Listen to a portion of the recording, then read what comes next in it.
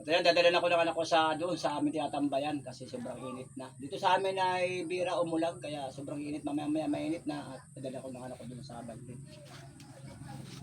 Yan, kasi doon ang aming ang aming tambayan. Yan. Sa mga basa natin dyan, huwag kayong maghahanap ng content ko, no? Yung iba nagre-reklamo, puro raw ako kain, luto. Alam mo yung mga base, pag ginagawa ko yung dapat gagato, yung pagtiba ng saging, nagagalit yung mga base, bakit mga anak ko rin, hindi patibain. Di ba sinasalis nyo ako? Sabi nyo, ayan lang bang kaya mong gawin? Kain at saka luto. Pinapakita ko sa inyo yung mga kaya kong gawin, tapos sabihin nyo, ibabasta naman ninyo ako. No? Wala kayong magagawa, mga basa natin yan. Masyado niya akong sinasalins kahit ikakasama ako pa. No? Pero kaya ko namang gumawa ng mga gawain bahay. Yung kaya ko lang. Marami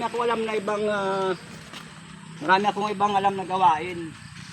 Hindi lang yung pagluluto at saka pagkain namin, no?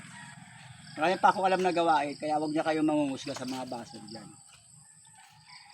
Meron po mangusga. Ang kakayanan po natin, bawat isa, kahit pa ako PWD, hindi niyo rin po kaya yung iba kong kakayanan. At hindi ko rin po kaya ang mga ibang kakayanan ninyo, no? Kaya makiusap po sa mga baser.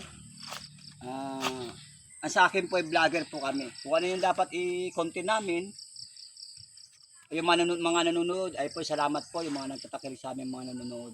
Pero yung mga baser na hindi makontento, ay scroll na lang po ninyo ang aming mga video, no? Mga vlog namin. Kung kayo mga babas ng mga scroll lang ninyo yung mga video namin. Wala naman po problema yun, hindi namin kayo pipilitin eh. At dito na nga pala kami sa aming tambayan. Dito kami nagtatambay minsan at nagbablog. Yan. Pati yung mga gawaing bahay na kaya ko, hindi ko na inaasa sa mga anak ko kasi kaya ko naman siya. Hindi naman laging andito sila sa bahay para abyarin ako ng abyarin, no?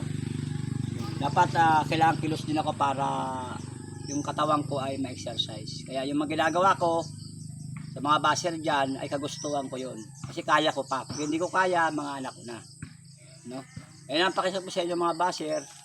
At salamat din po sa mga subscriber natin dyan, na natakilig sa akin, na walang sawang pa-suporta.